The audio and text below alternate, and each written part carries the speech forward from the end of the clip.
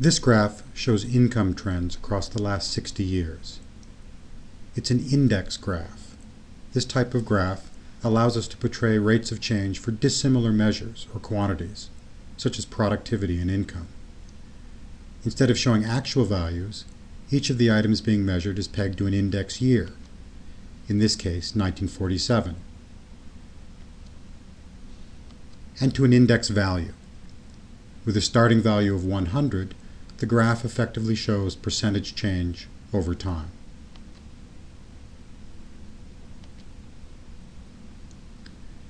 This graph compares four measures. The heavy black line shows the increase in the nation's productivity in the real value of goods and services produced by the economy.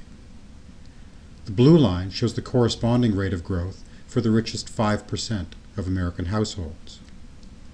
The green line shows the rate of growth for median household income.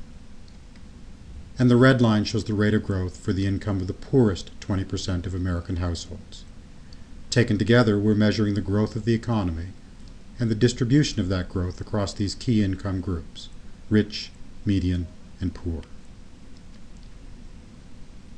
The quarter century running into the middle 1970s brought with it broadly shared prosperity. As the parallel lines suggest, the gains of post-war growth were distributed fairly equally. At least for the first post-war generation, we grew together.